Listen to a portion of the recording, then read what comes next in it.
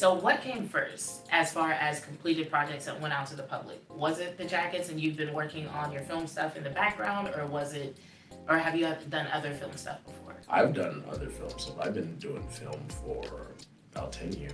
Okay. Yeah, so. So when I ended up approaching you for this interview, you were in the middle of telling a story to someone else at the con about just certain moves that you made in life and certain obstacles you encountered. Right. And that was one of the things that really made me want to talk to you about what you're doing right now. Do you mind sharing that story with everyone? Sure. Where should I start? I'm trying to think. What gem did I drop. Fact, both me and my co-host have ADHD, so it's not uncommon for us to like start a story and then be like, wait, let me go back. So you start wherever you want to start, and then if something important comes to mind and you're like, wait, you need to know this, just go with it. Okay, for sure. Well, originally I'm from Pennsylvania. Went to college in Northern Michigan. Then over time in Northern Michigan, I ended up getting on the app Vine. Vine kind of was like the key thing that kind of like started my career. Then at some point, Vine's was on his deathbed, and then I ended up getting a brand deal with Microsoft, which kind of opened up doors for me, which I saw a different side of content creating when I first got my first brand deal, which opened up a floodgate for me. Then, they flew me out in LA. I was here for probably 5 hours, the most. I was here for 5 hours, put me in a hotel, in and out of here. Then I kind of like understood, okay, something just clicked. And, why not move to LA? So I ended up selling everything in Michigan. I was living in Michigan, making a decent amount of money at this t-shirt factory for the age I'm at, getting out of college, having a degree. For the decent amount of money, and the cost of living over there was pretty decent. Then I ended up selling everything, left with a tote, and pretty much was thugging it out for quite some time. Slept in the car for like the first 4 to 5 years of my career, and creating content with little to no budget. You know what I'm saying? So I made films such as like Powerpuff Girls, like 2 live action Powerpuff Girls, Army of 2, Naruto, Power Rangers, and stuff. So I've made like heavy films with little to no budget, but it came, I guess, to the point that I started, when I was doing these fan films, behind the scenes, I was like figuring out a lot of things. We ended up getting a deal, with the Team Wolf Graphic. We ended up getting a deal with Netflix to do Netflix Dreams on Netflix YouTube. Starring, one of my homies, King Vader, all that stuff. So we ended up getting a deal with that. We did 4 episodes, 3 or 4 episodes, I would say, and then I ended up getting my hands on producing with, this movie on Amazon called Right Boy's Dream. Then something kind of like pivot for me. One day I ended up doing a content. I did I did a fake commercial with Doritos, and I did it if Moses was an anime character, this was actually a career changing moment. This was actually 2 years ago, almost 2 years ago. Wow. I posted this and it went viral. I didn't realize what I entered myself into, which I opened up the door with, the Nickelodeon star OG Kel Mitchell. Kel Mitchell reached out, was like, yo, I want to do a book trailer inspired by that, Moses video. You know what I'm saying? I want to do something like that. I'm like, okay, cool. Then, I almost said no. I almost said no because I'm the type of person you could be Drake himself. If it doesn't make sense, I'm gonna say no. I don't care. I don't care. So it came to the point that I almost said no, but people are like, you never know, this opportunity could ever happen again. I'm like, all right, cool. But I was already doing another ad upon, like there was so much going on. Netflix Dreams episode 4. I was doing a Genshin Impact commercial, and then a Nintendo commercial, all that stuff. So everything was compiled together, and then just the turnaround time was a little tough. So I was like, all right, let's just do it. Cool. Then after all that said and being done, we ended up doing the commercial, ended up on ABC News, all that stuff. Like it was pushed everywhere, which was very crazy. And then that was like a key point that kind of changed a lot of things and started opening up doors with, I ended up doing the Genshin Impact commercial. I ended up doing an Apollo IE. Apollo is like, there's only, I think, 12 of these hypercars in the world, which is weird.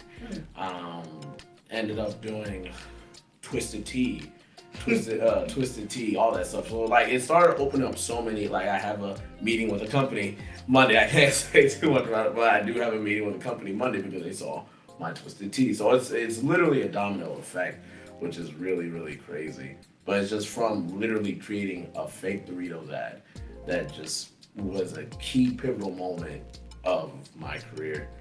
I actually want to go back before that. Yeah. Because while that definitely is a key pivotal moment, it sounds like one of the biggest decisions for you might have been to move to LA. Right. So the job that you were applying for with Microsoft, was that like a creative role or was that something else? They hit me up out of the blue. To this day, I don't know how they found me. I literally had only 4,000.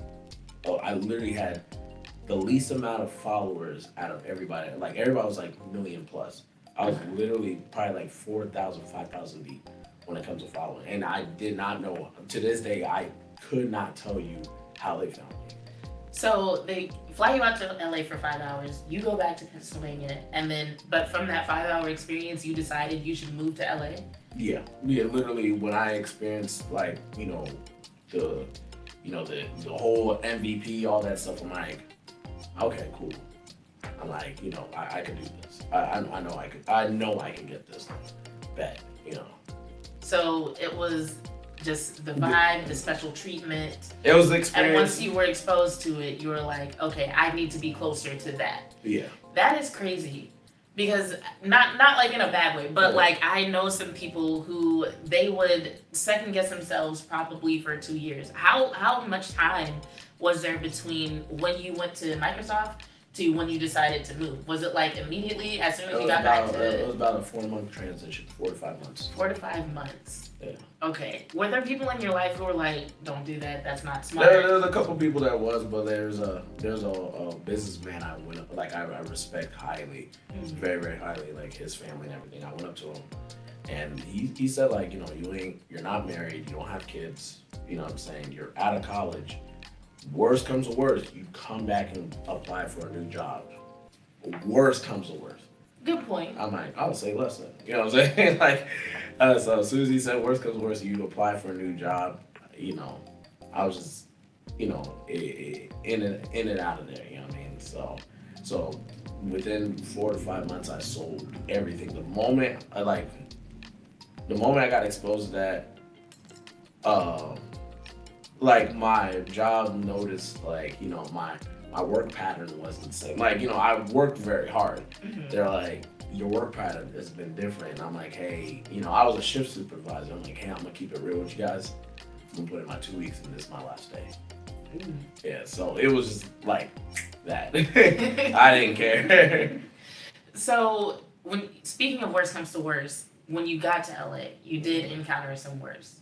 Oh yeah. What was that like, and what did you experience, and what thoughts went through your head as you were dealing with all of that? My thoughts, I just said, well, hey, it is what it is at this point. I say it is what it is because I usually accept the terms and conditions because I got myself into the situation.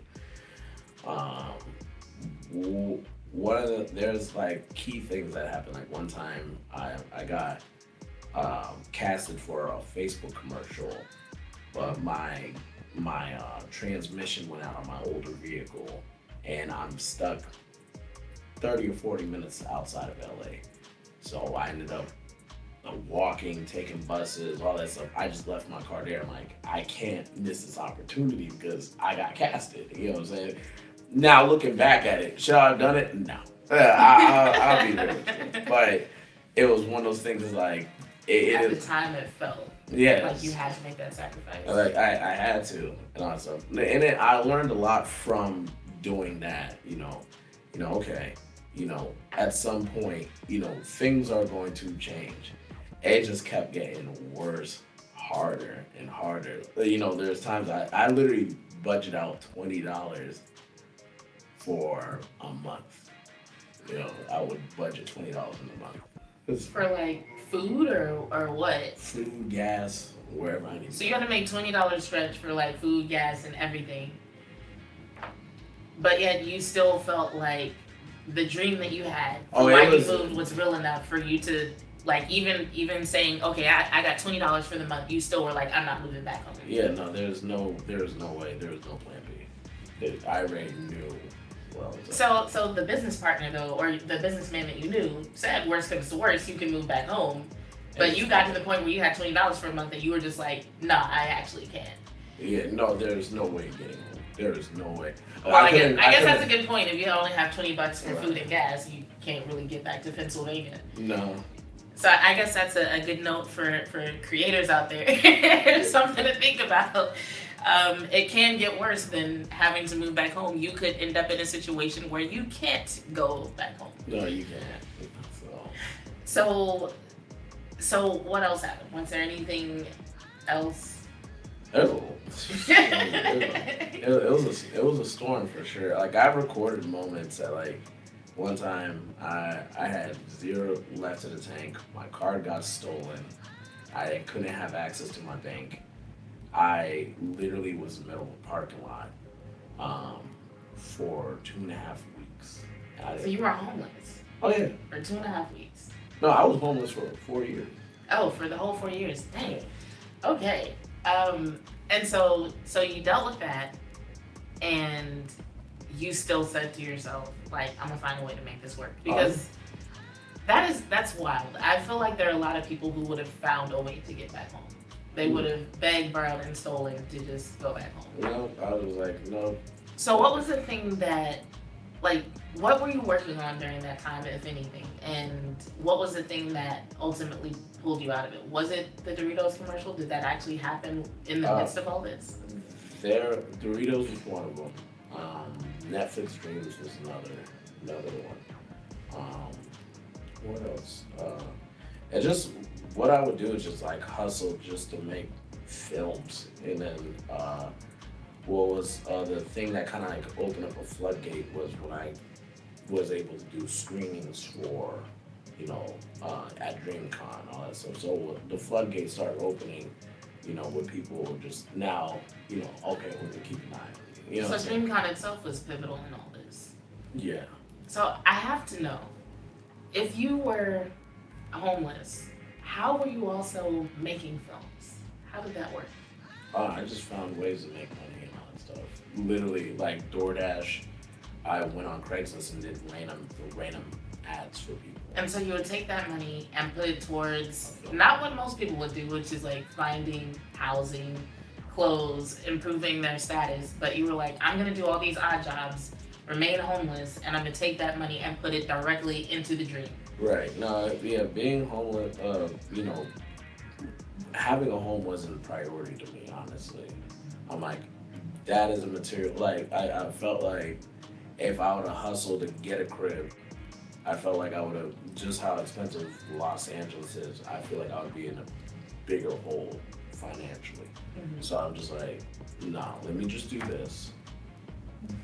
The crib will come later, which is fine.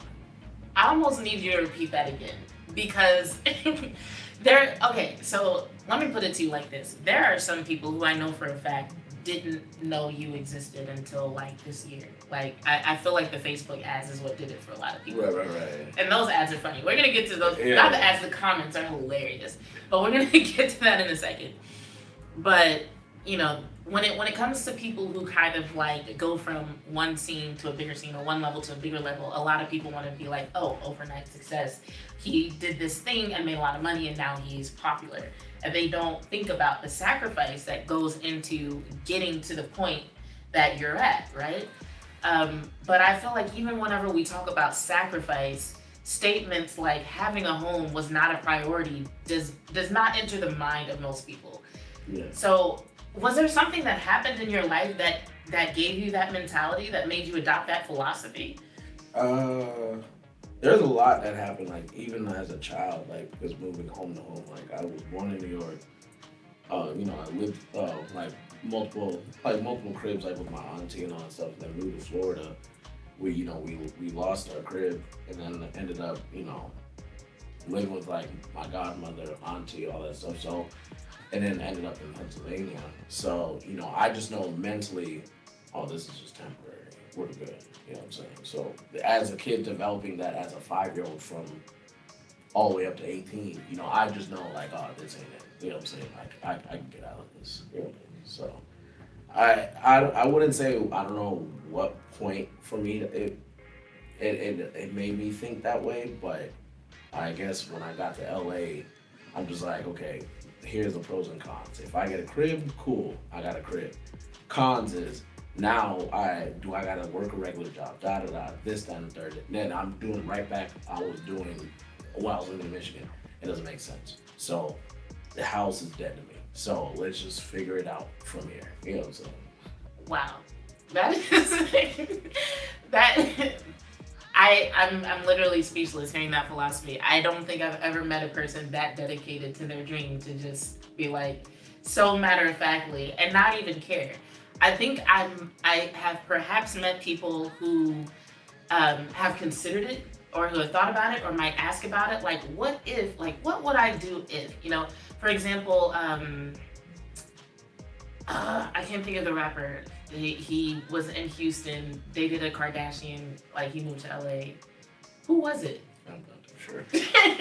he did a concert in Fortnite. Oh, Travis Scott. Yes, Oh. him. Like I know he moved to LA and was homeless for a while, but somehow I don't think that was like planned in the same way. Now, maybe one day if I get to interview Travis Scott, we can talk about it and see if he also feels like having a home isn't a priority. But you have a home now, right? Yeah, I'm good. Okay, so let's talk about what happened with DreamCon.